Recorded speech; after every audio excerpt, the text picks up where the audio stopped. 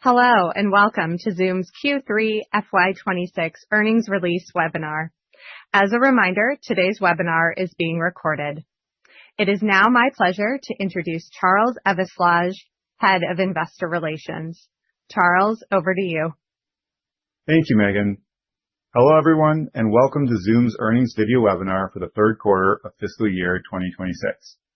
I'm joined today by Zoom's founder and CEO, Eric Yuan, and Zoom CFO, Michelle Chang. Our earnings release was issued today after the market closed and may be downloaded from the investor relations page at investors.zoom.com. Also, on this page, you'll be able to find a copy of today's prepared remarks and a slide deck with financial highlights that, along with our earnings release, include a reconciliation of GAAP to non-GAAP financial results.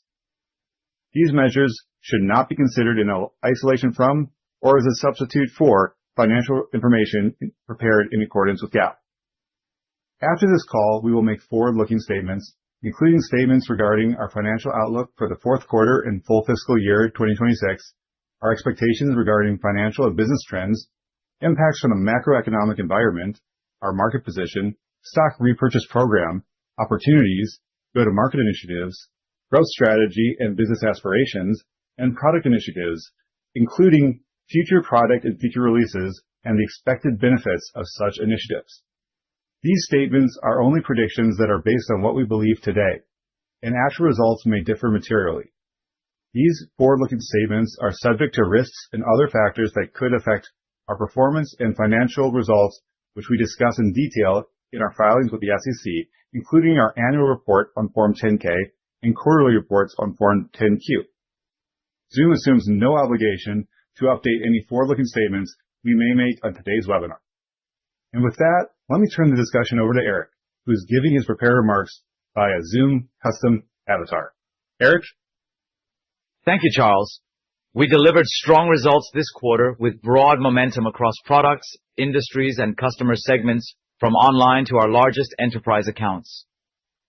This performance reflects the durability of our business, driven by the growing value we are delivering for customers as we evolve from a communications leader to an AI-first platform for work and customer experience. Our vision is to be the AI-first work platform for human connection. As we march towards this vision, we are focused on three priorities: elevating core products with AI, driving growth of new AI products, and scaling AI-first customer experience. Pivoting to our first priority, at Zoomtopia, we unveiled AI Companion 3.0, our next-generation agentic AI that's transforming how work gets done. We're evolving Zoom into an AI-first system of action, going beyond summarization to be your agent to proactively prepare for meetings, follow up on tasks, and drive work forward.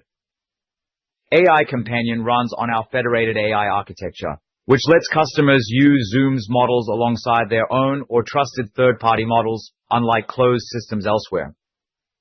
Spanning meetings, phone, chat, whiteboard, and soon the web, Zoom brings intelligent assistance wherever work happens across major platforms, and customers are responding. AI Companion adoption continued to surge more than 4 times year over year, underscoring demand for smarter, more seamless ways to work. In tandem with AI Companion growth, we saw continued strength across Zoom Workplace. Team Chat monthly active users rose 20% year over year. As the canvas for asynchronous work, Chat turns meetings into persistent workspaces, and with AI Companion, it provides summaries, composition tools, and easier search capabilities so customers can keep work in context, reduce app sprawl, and take action faster. Our employee experience offering continued to shine even as we lapped the strong momentum of our previous Meta partnership. WorkVivo logos grew nearly 70% year over year to 1,225, with customers spanning mid-market up to the Fortune 10. Last, Zoom Phone surpassed 10 million paid seats early in Q3, marking a major milestone and reinforcing its leadership in unified communications. It continues to perform well with consistent ARR growth in the mid-teens and numerous sizable wins in financial services and healthcare. For example, Rothman Orthopedics, Platinum Dermatology, and a reputable clinic adopted Zoom Phone for its unified platform, advanced AI capabilities, and healthcare-specific integrations and compliance tools, enabling seamless collaboration and better patient care. AI isn't just bolstering our core, it's opening new revenue streams and deeper customer value through customization and automation. 2 quarters in, Custom AI Companion is scaling with several Fortune 200 wins and broad interest. Oracle, already a major Zoom Workplace and Contact Center customer, chose to deepen its partnership with us this quarter.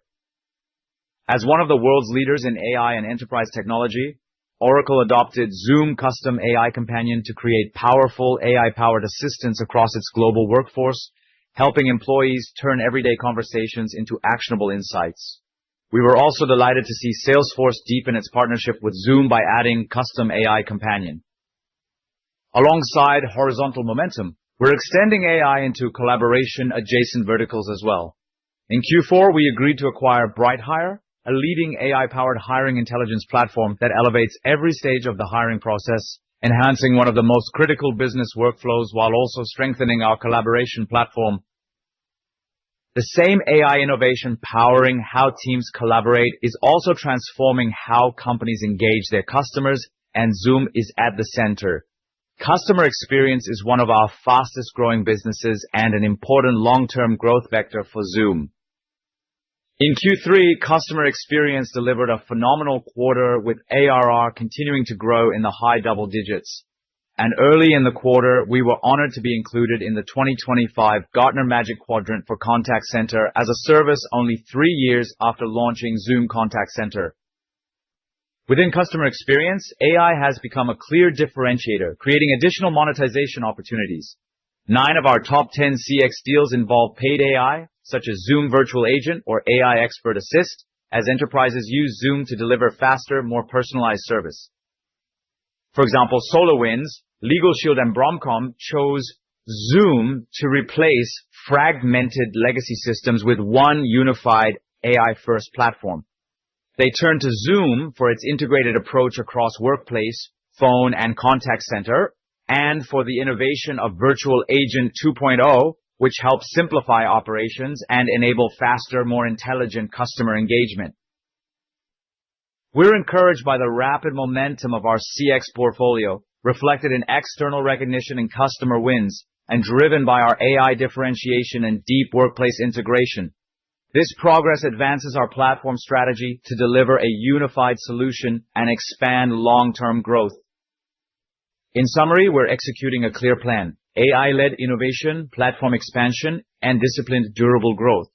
We're pairing innovation with financial rigor, delivering strong profitability and cash flow while investing for long-term growth. With accelerating adoption and marquee enterprise partnerships, we're turning our AI momentum into measurable value for customers and shareholders. Now, let me turn it over to Michelle to take us through the financials. Michelle? Thank you, Eric, and hello, everyone. I'm excited to share Zoom's Q3 FY26 financial performance today. In Q3, total revenue grew 4.4% year over year to $1.23 billion, or 4.2% in constant currency. This result was $15 million above the high end of our guidance. Our enterprise revenue grew 6.1% year over year, representing 60% of our total revenue, up 1 point year over year. Our online business continues to show signs of stabilizing. In Q3, average monthly churn was 2.7%, in line with Q3 of last year and at an all-time low. In our enterprise business, we saw 9% year-over-year growth in the number of customers contributing more than $100,000 in trailing 12-month revenue. These customers make up 32% of our total revenue, up 1 point year-over-year. Our trailing 12-month net dollar expansion rate for enterprise customers in Q3 continues to hold steady at 98%. Pivoting to our growth internationally, our Americas revenue grew 5% year-over-year, EMEA grew 3%, and APAC grew 4%.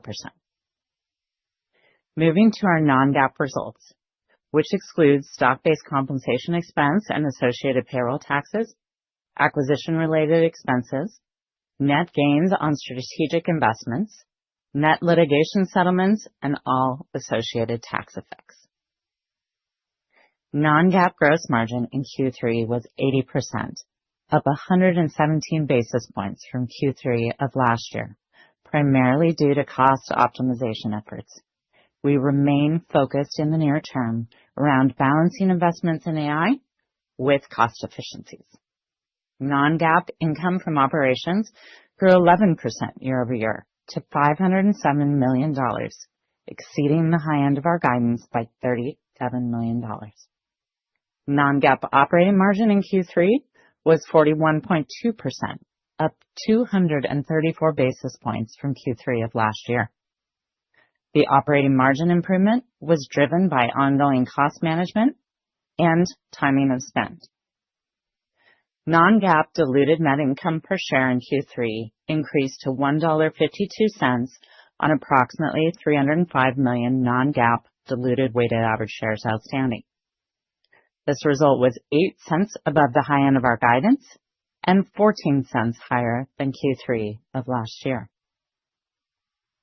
The EPS growth reflects strong business performance, effective cost management, as well as anti-dilution driven by our buyback program and our disciplined stock compensation management.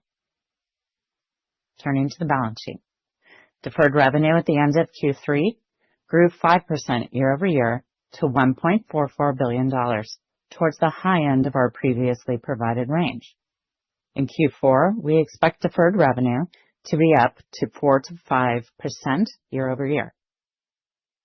Looking at both our billed and unbilled contracts, our RPO increased 8% year-over-year to $4 billion.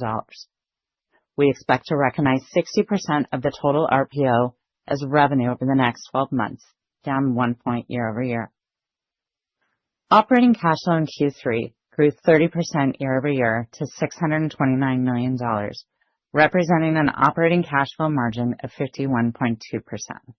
Free cash flow margin in the quarter grew 34% year-over-year to $614 million, representing a free cash flow margin of 50%, up 11 points year-over-year. The year-over-year increase in free cash flow margins was driven by improvements in the collection process as well as stronger billings.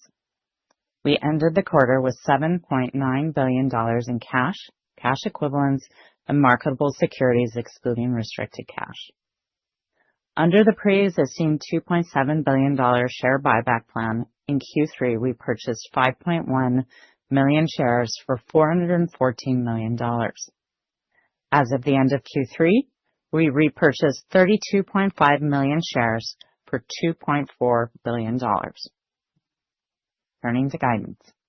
In Q4, we expect revenue to be in the range of $1.23 to $1.235 billion. This represents approximately 4.1% year-over-year growth at the midpoint. We expect non-GAAP operating income to be in the range of $477 to $482 million, representing an operating margin of 38.9% at the midpoint. Our outlook for non-GAAP earnings per share is $1.48 to $1.49, based on approximately 305 million shares outstanding. For the full year of FY26, we are excited to raise both our revenue and profitability guidance. We now expect revenue to be in the range of $4.852 to $4.857 billion, which at the midpoint represents approximately 4.1% year-over-year growth. We now expect our non-GAAP operating income to be in the range of $1.955 to $1.96 billion, representing an operating margin of 40.3% at the midpoint. In addition, our outlook for non-GAAP earnings per share in FY26 is increasing to $5.95 to $5.97, based on approximately 308 million shares outstanding. As a reminder, future share repurchases are not reflected in share count and EPS guidance. With the strong free cash flow results in Q3, an increased outlook for operating income in FY26, we now expect free cash flow to be in the range of $1.86 to $1.88 billion for the full year, which at the midpoint represents approximately 3.4% year-over-year growth. As indicated in our press release today, we are also excited to announce our board has authorized an incremental $1 billion share repurchase. This reinforces our board and management team's confidence in Zoom as we continue to leverage our strong cash flow and balance sheet to drive shareholder returns. In closing, we've made progress improving top-line growth, we've sustained best-in-class profitability, and we've reduced dilution. We're executing on our 3 priorities with discipline and momentum and remain committed to building on this success to deliver lasting value for our shareholders. Thank you to our customers, investors, and of course, the entire Zoom team for your trust and support. With that, Megan, please queue up the first question. Thank you, Michelle. We will now begin the Q&A portion of the call. When I read your name, please turn on your video and unmute. As a reminder, in an effort to hear from everyone, please limit yourself to 1 question. Our first question will come from Tyler Radke with Citi. All right. Hey, everyone. Thanks for taking the question. So really nice to see the stabilization and acceleration in the business as well as the margin expansion. Just a multi-parter here on growth. So if we look at Q4, the outlook looks very strong. How should we be thinking about that as a jumping off point into next year? And I ask because I know there were some price increases that you took on the online business this year.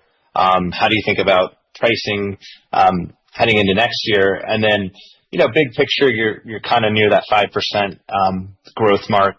Certainly should be by Q4. What do you need? What are sort of the stepping stones to get back to a 10% growth over the long run? Thank you. Yeah, I can jump in and take that one. First of all, we're not sort of at our planning process to the stage of getting FY27 guidance. We're going to go ahead and do that as per the normal kind of Zoom process in February. With that said, maybe to touch on a couple of your questions and with more specifics, any pricing kind of elements we always try and give real clarity to investors. If we choose to do that, you would also get that in the February time zone.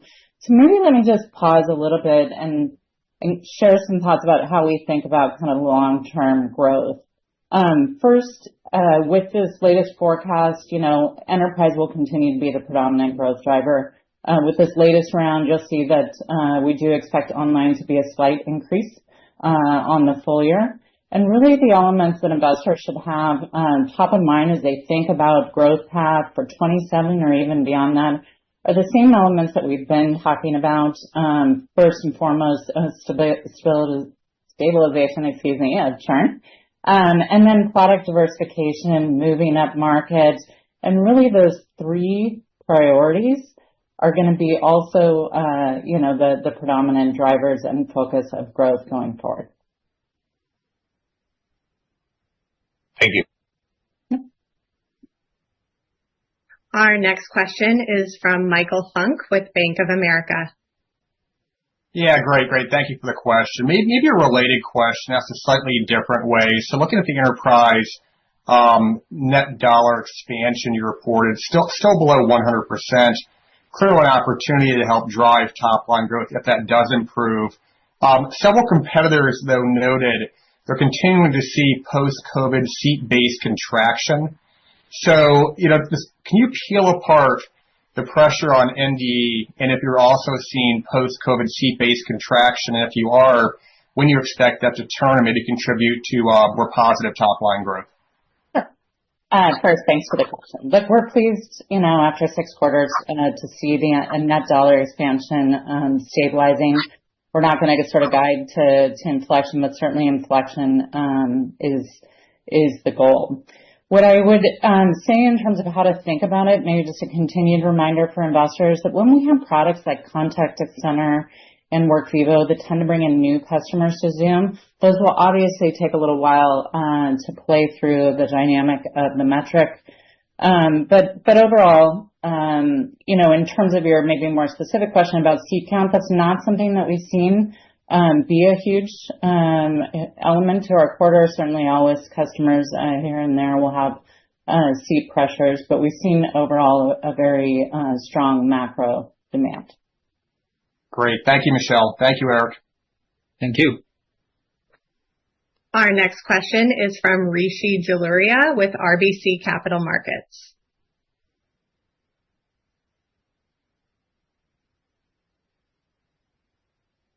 Rishi, are you there?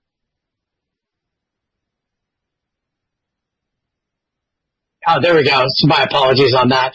Thanks so much for taking my questions. Maybe just one simple one from me. Coming out of Zoomtopia, there was conversation around M&A, and I know you've done some 2 small tuck-ins right now. Is this just kind of how we should be thinking about M&A for you going forward in terms of it'll be more technological, a little tuck-in in nature, obviously accelerating your AI roadmap, or is there potential for maybe more transformational M&A? Thanks. Yeah, thanks, Rishi, for the question.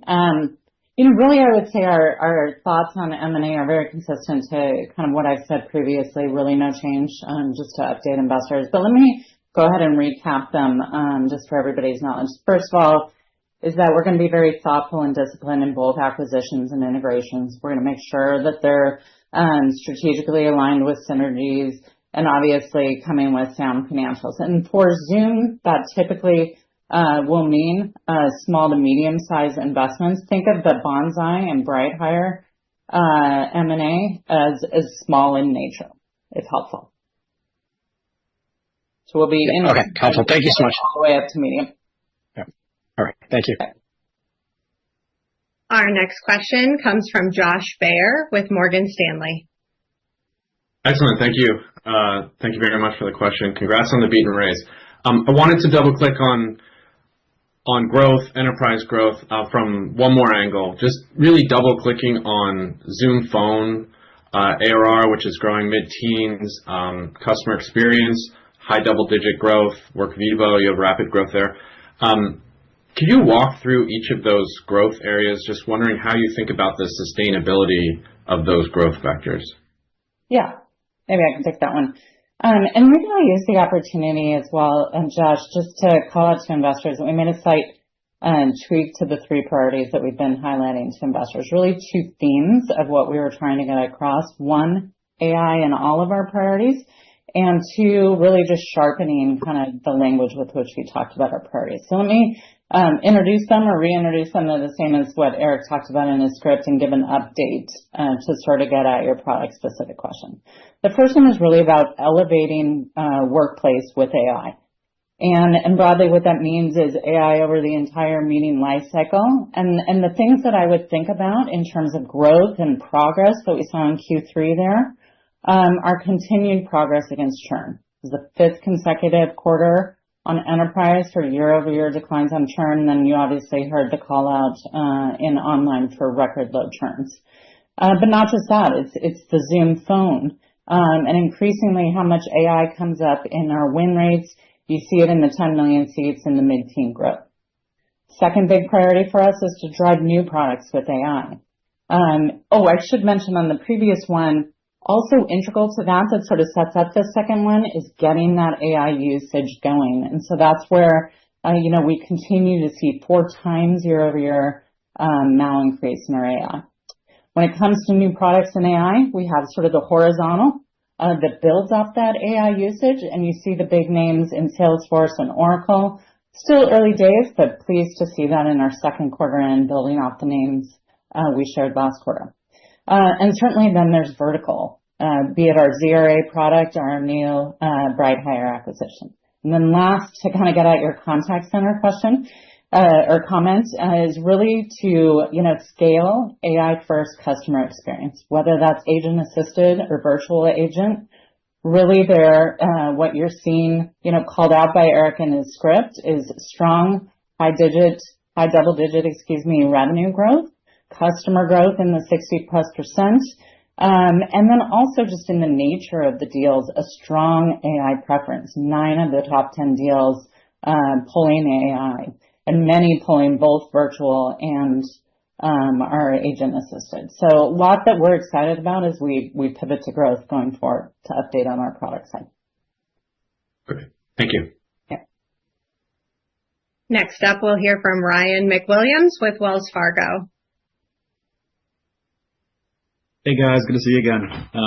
Really cool to see the AI avatar in the prepared remarks. You know, maybe one day I'll be asking AI Michelle about growth next year.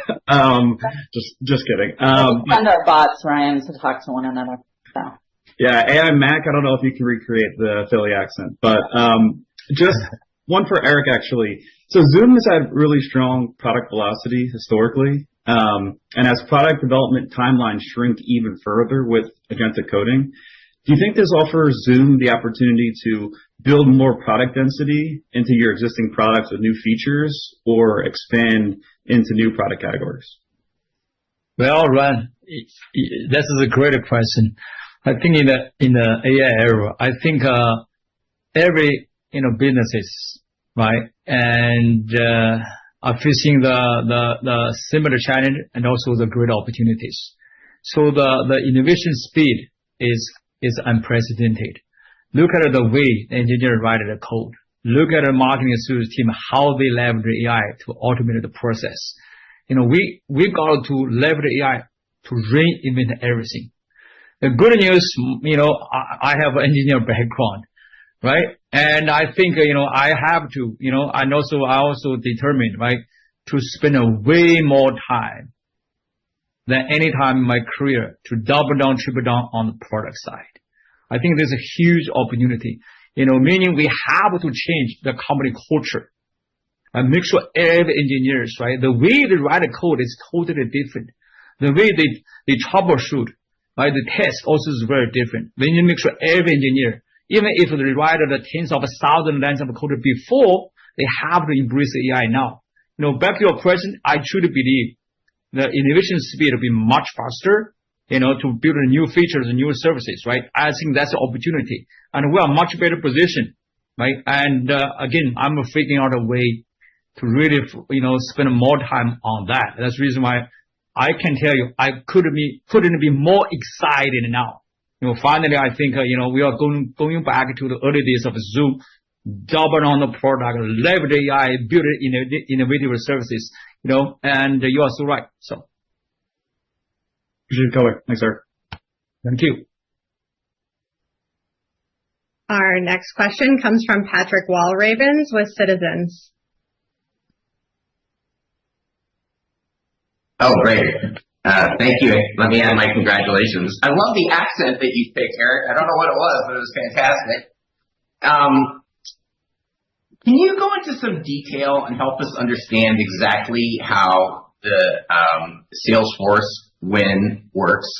Like, Eric, if you're sitting there with Benioff, how do you pitch it, right? And then it just gives us some details on how it changes the experience for people at Salesforce. Yeah, so Salesforce is a great company. Marcus is a great friend. Also was our investor, right?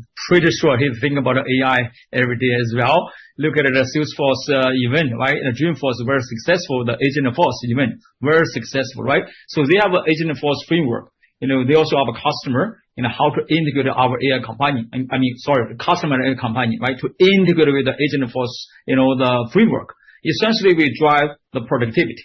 Right, because they have a agentic the framework, right, with our customer companion, together for sure. That's a no-brainer, right? To integrate it together, given our customer, why not, right? To enable this feature. That's how this conversation is started. That's the reason why they decided to move forward with the customer AI companion. More and more customer realize the potential of not only for Zoom AI companion but also the customer AI companion. I think that's the reason why, and next month, we are going to, and announce our Zoom AI companion 3.0 GA, right? So a lot of opportunity ahead of us. Salesforce, again, just one example.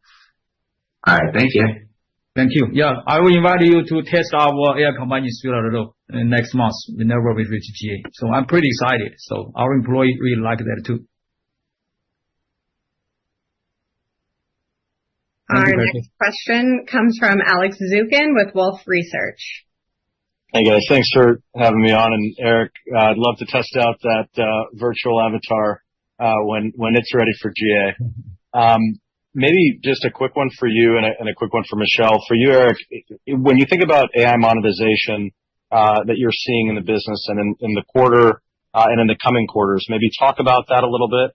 And then Michelle, for deferred revenue was a little bit light of your high end of your guide this quarter, but it seems like it's actually a pretty strong guide for next quarter. Was there anything that shifted from one quarter to the next, or pushed out or pulled in that maybe explains that? Yeah. So yeah, Alex, by the way, the virtual avatar feature already there, right? This is the third times I'm using my AI avatar for our earning call, right? I can free up a lot of my time. I really love that. So back to your question, to monetize the AI, as Michelle mentioned, right? You look at the few priorities, right? Elevate the Zoom Workplace with AI and double down on those the AI-centric product. You look at our horizontal collaboration suite, AI Companion, as Michelle mentioned, right? Is look at the usage year over year, already 4 times more, right? Customer AI Companion, we can monetize and from a sales team. And also we are going to have introduced the new SKU to monetize AI Companion as well online. And that is on one hand. On the other hand, we also have vertical services like, Zoom Contact Center, right? And Virtual Agent, right? Zoom AI Assistant, right? And also the Zoom Revenue Accelerator for each of those departmental applications, including the vertical market solutions like Zoom Workplace for educators, right? And clinicians, and also for the front-end workers. A lot of AI features already built in, we can monetize. Not to mention Zoom AI Companion Suite will be ready next month. I think almost everywhere, and we can leverage AI, improve the productivity, improve the features. At the same time, we also can monetize as well. It's not a single thing, right? Or single product we want to monetize. Or it's almost everywhere across the entire product portfolio. Back to the Brighter Hire, the acquisition. The reason why we acquired that company also is leverage AI to improve the hiring as well. So essentially, AI is a foundation for us. We can monetize, we can innovate. So. Yeah, and if helpful, Alex, maybe just to tag on to Eric, and then I'll hit your deferred revenue question. We produced at Zoomtopia sort of a framework of AI monetization because it does kind of monetize indirectly and directly in different ways. Happy to share that with investors after. And to Eric's point, as you go through that framework that we shared with investors, progress on every single front in the third quarter. To your deferred revenue question, look, we ended upper end of the range, gave a very consistent guidance in Q4, so nothing really to call out. Results were sort of as expected on the deferred revenue. Thank you, Alex. Thanks, Alex. Our next question comes from Timothy Horan with Oppenheimer.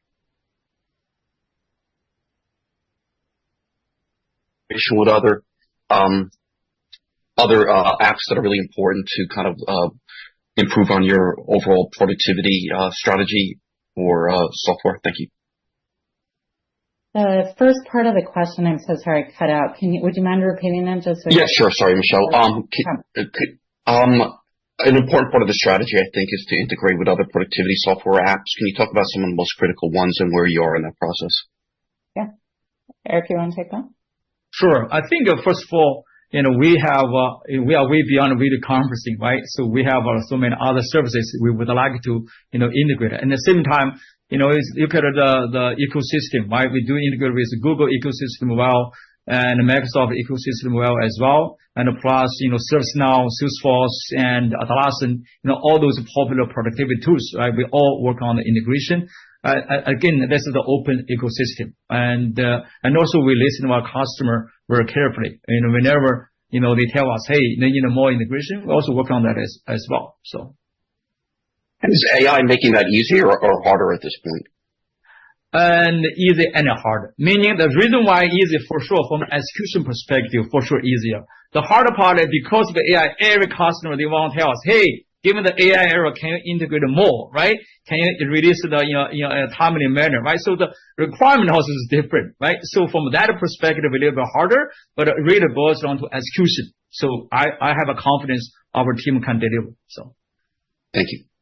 Thank you. Our next question is from Seth Gilbert with UBS. Hey, thanks for the question. Free cash flow is a bit above what we in the street were modeling, and free cash flow margin hit 50%. I'm curious if you call out anything additional here. Were there any one-time benefits to free cash flow? Thank you. Yeah, thanks for it. Obviously, we're pleased, with the Q3 results, and as such, it made sense to update the full year guidance as well. So I'm pleased with the overall progress, frankly, that we made since the beginning of the year, our kind of guidance. With that said, to your question specifically on the one time, look, there are very durable results as part of that. You see that obviously in our core financials. The one thing that we did put into script that I would make sure I emphasize with investors is we made some changes as part of our collections process, really looking at that more end to end as a new CFO coming in, and as a result, we were able to make real notable progress on DSO. Those are sustainable changes to our DSO. But obviously, you won't continue to see that marked progress as we go forward, meaning it won't continue to accelerate off that. So you can kind of think about that as durable, but one time a bit in nature. Yeah. Thank you. Yeah. Yes, that's, by the way, our CFO, Michelle, she did a great job, really drive her team, right? Dramatically improve our, collection process. It is very sustainable. So. We agree. Yeah. Thank you. Next, we'll hear from James Fish with Piper Sandler. Hey guys, thanks for the question. Maybe Eric, for you on BrightHire. Is this the start of expanding into other mission critical business workflows, or how should we think about? I'm not asking about the M&A strategy, but more about that sort of broader platform expansion. And Michelle, how should we think at this point about the duration of the overall install base? Thanks. Well, this is a great question. So, my great friend Jim Cramer, he made a comment recently, right? And he wishes Zoom would become more than just Zoom, right? And that's our strategy over the past few years. Double down on Zoom Phone, launch the Zoom Contact Center, leverage our technology, right, to focus on those business mission critical use cases. We are already doing that over the past few years. BrightHire acquisition is just, another way for us, double down on business mission critical applications. We cannot build everything by ourselves, right? Why not, right? So we do not have a greater remote hiring solution to target, HR remote hiring use case. Right, BrightHire fits very well to our strategy. You will see that more and more we are going to leverage AI because data, AI, and focus on those business mission critical use cases. Way more than just video conferencing, and this is all our strategy over the past few years, and we are going to continue that strategy. So your comment is right on. And just so I get to your right question, your question on install base was in regards to BrightHire?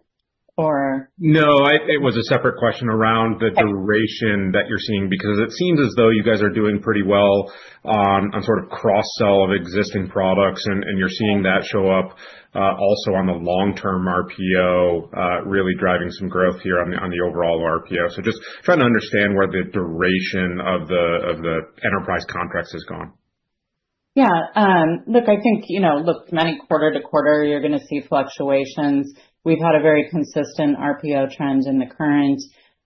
Very pleased with the current quarter RPO that went up, which really reflects a couple of large contact center and AI deals in particular. And so, look, I would say it varies from quarter to quarter, but we're very pleased with the upsell progress that we have relative to our upsell base, as well as kind of what I was referencing earlier, which is bringing in new customers to the Zoom ecosystem. And, in particular to the duration of deals, I would say sort of a stabilized. There's obviously AI and contact center that brings in sort of longer term nature of contracts, but a relatively stable trend with it.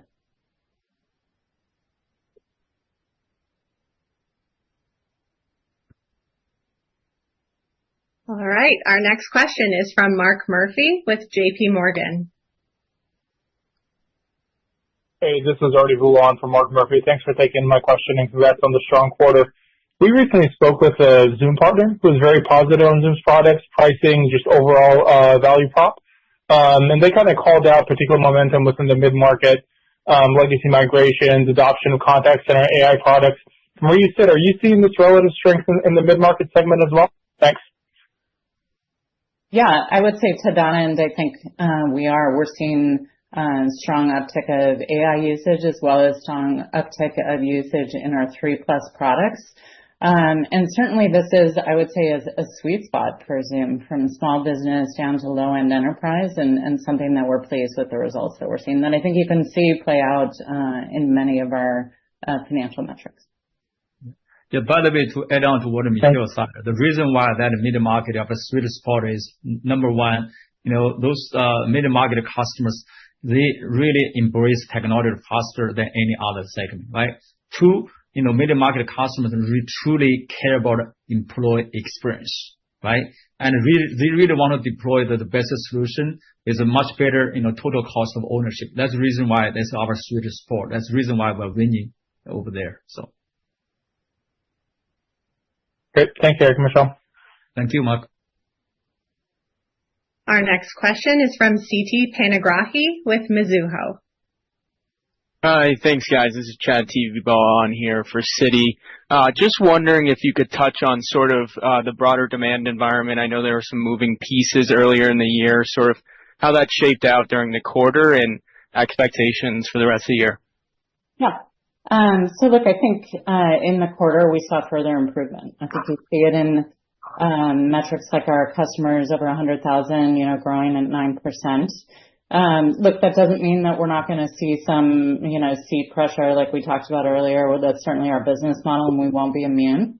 But we saw broad, consistent demand across both enterprise and online and full abatement, if that was your specific question, to what we referenced in our Q1 earnings. So with respect to our forecast, it assumes similar conditions to what we saw in the third quarter. And maybe to end with sort of where Eric left us in the last question, at Zoom, what we're going to focus on is not, any conditions from one day to the next, given we are in a dynamic environment, but on providing sustainable TCO and business value to our customers. So sort of in the line of, in uncertain conditions, you control what you can control. And to Eric's point earlier, we have a fantastic TCO story that we're leaning in on with our customers.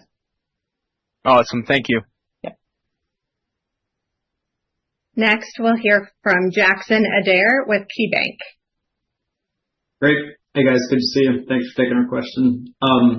Michelle, on the, call it the non-revenue top line metrics, you've talked about billings, you've talked about RPO. I'm just curious, as you shift more of your business toward the enterprise, when should we expect,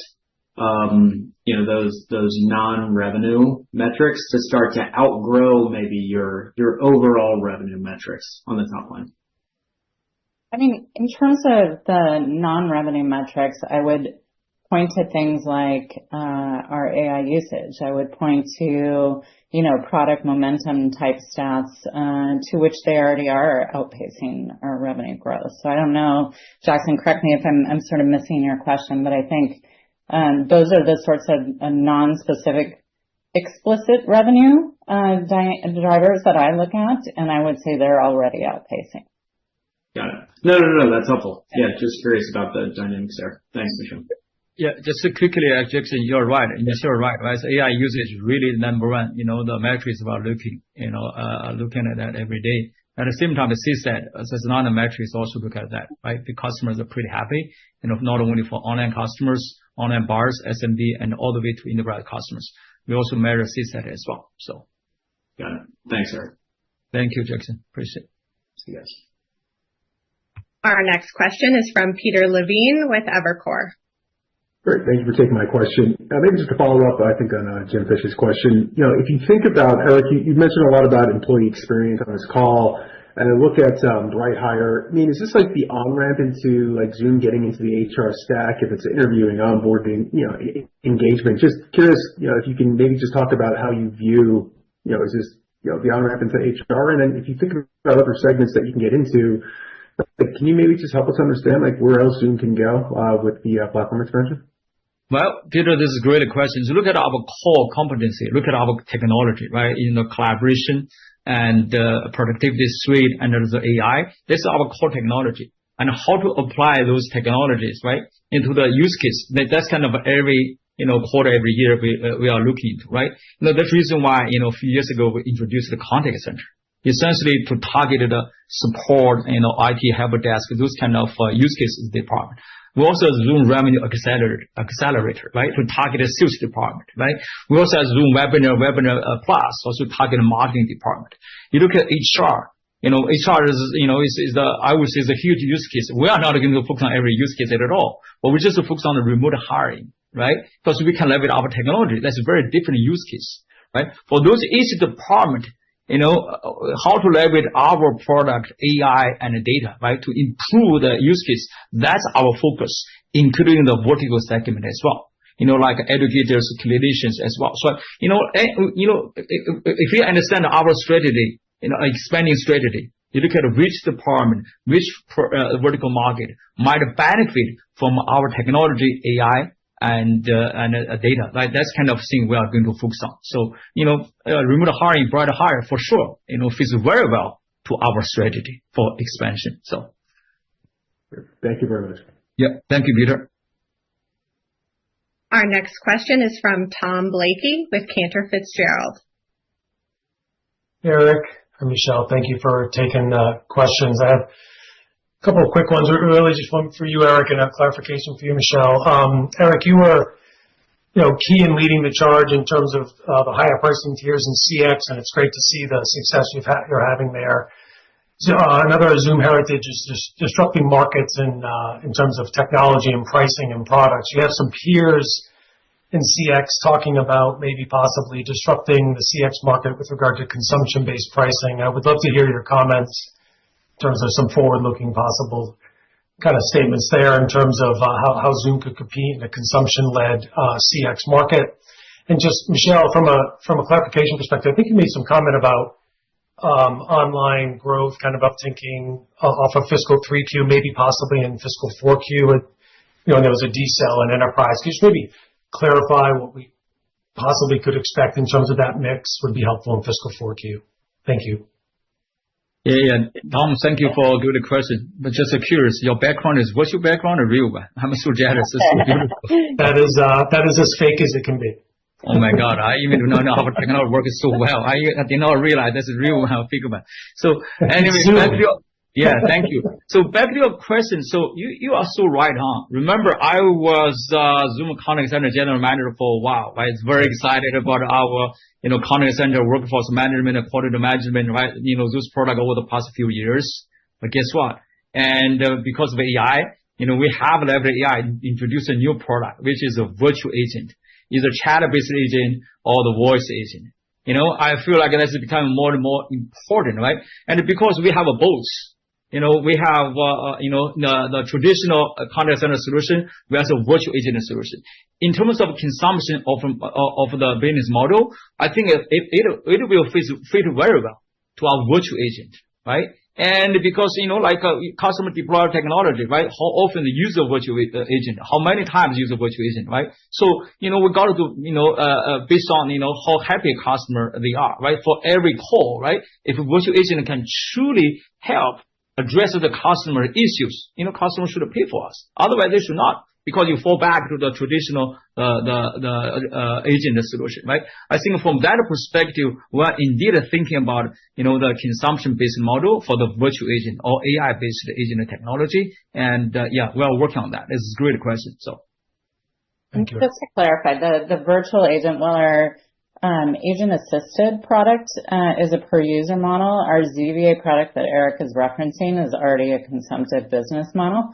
And certainly then I think many in the industry talk about tying it more to outcome-based. And then, we obviously are looking into that. But I just want to make sure it was clear that we are already consumptive-based on our ZVA product. To my comments to clarify on the online, was just with one more quarter clarity and the full year guidance out there. So full year guidance at 4.1% at the midpoint. All I was trying to do in my comments is say that we've used a consistent forecast methodology, and previously to the investors, we've been saying sort of flattish online revenue. And obviously with now most of the year playing out and the results realized in the online, we're just adjusting that to a tweak of slightly increasing. That's all. Super helpful. Thank you, Michelle. Thank you, Eric. Thank you, Tom. Our next question is from William Power with Baird. Great. Thanks for taking the question. Hey, Eric, maybe let's stick with your contact center GM hat for a moment. Can you maybe remind us and maybe update us where we are on contact center, go to market? Where are you in terms of the opportunity, in terms of channel partner reach? And I guess if you extend that, the opportunity outside the U.S. versus international, and I assume international is still on the earlier front. Yeah, so William, by the way, I was the contact center GM. I'm not that anymore, luckily. So, if I do that, maybe focus on the virtual agent, But anyway, so back to your question, I think, look at our, the customers, right, suited to our platform, last quarter, and many of them are switching from other cloud vendors to Zoom Contact Center, right? That's the reason why channel partners are becoming a most important go-to-market strategy for our contact center solution. We are doubling down not only for U.S. market, for international market as well, because the contact center is very different buyers, and the channel is becoming increasingly important. We already invested in that now, and also we're going to invest more, right? And for the in terms of the virtual agent, and not only do we leverage our sales team channel partners, we're also thinking about the product-led growth. Because, guess what? Some developers, for let's say take the SMB customers, they can leverage our API, deploy those virtual agent technology by themselves, right? That's why I think about how to monetize contact center to leverage our product-led growth to target developers as well. That's another area, we are looking into as well. So. And it's helpful maybe just to punctuate Eric's comments to your GTM question in particular. We look at top 10 deals in contact center as sort of a reflective of the demand and the customer signal that we see. It's helpful 9 out of 10 of our largest deals were channel driven. So it's a very important investment to us and one that we're very pleased with the results. Great. Thank you. Thank you. Next, we'll hear from Arjun Bhatia with William Blair. Thank you. This is Alinda on for Arjun. A question here on just like what type of customers are adopting custom AI companions in particular, and what incremental value are they seeing from the custom AI companions versus customers using the free AI companions? I think for sure, we wanted to, SMB, medium size, all the way to enterprise customers adopt a customer companion as quickly as possible. But to start with, we focus on the relatively large enterprise customers for customer AI companion. The reason why the demand, another reason is because, look at our, the value of a customer AI companion. We can integrate with customer third-party applications. We can have a generic framework and for the data search as well. And a lot of functionality and features built for those a little bit complicated enterprise use cases, right? And that's the reason why we start from there. So for sure, we do have, we want to introduce SKU for online buyers as well to empower the small and medium-sized business as well. So. Thank you. Thank you. Our next question is from Catherine Trebnick with Rosenblatt Securities. Hey there, this is Andrew King on for Catherine Trebnick. Thanks for taking the question. Just since Nick Tidd's come in and started revamping your channel partners program, can you just give us any more color to how that channel partner platform is performing? Obviously, that 9 out of 10 is a great metric to hear. Just any further color there. And then also within that, you were one of the earliest to pivot to a partner-led professional services organization. Can you just give us a little bit of color as to how that may be helping you win certain deals? Yeah, maybe I can lead out on that one. So first, for a company that's going to focus on phone and customer experience, having a healthy, vibrant channel ecosystem is just part of the game. Meaning it's how customers often want to buy. They're certainly part of the deployment and services after. And so Zoom offers both a deep direct as well as a through channel. It's also, to Eric's comments earlier, I think one of the questions earlier, integral to sort of our international expansion where Zoom has opportunity to go. In terms of how to think about success, I shared the earlier contact center, but also we're just very pleased with a lot of the forward-looking metrics that we see with our channel ecosystem. Pipe up 30%. The majority of contact center deals I talked about earlier coming from partner, over 50% of our large phone deals coming from partner.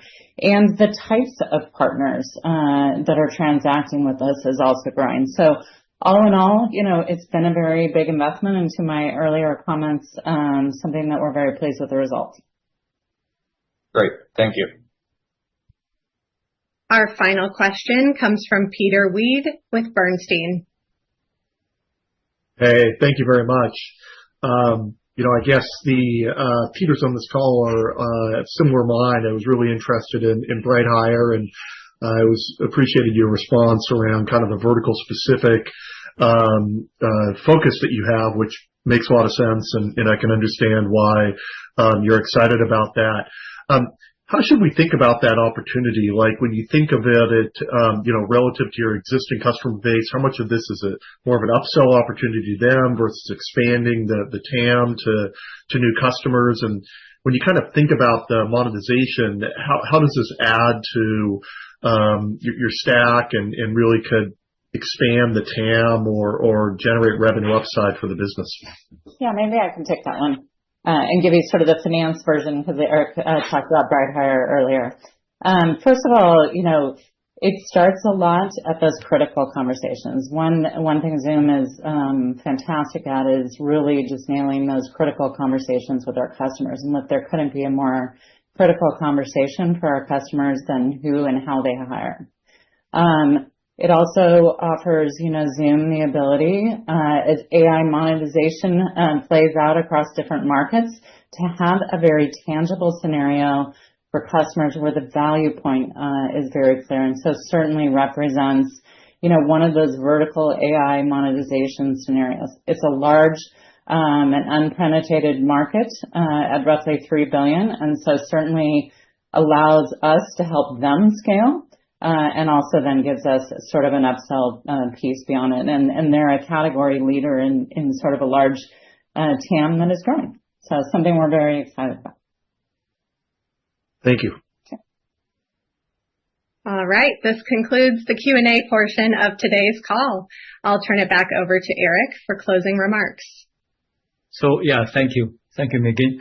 Thank you for every investor, customer, and partners' greatest support and trust. We truly appreciate it. Thank you for every Zoom employee's hard work and dedication. Wishing you all have a wonderful holiday season. Thank you. Thanks, everyone. This concludes today's earnings call. Thank you all for attending and have a happy holiday season.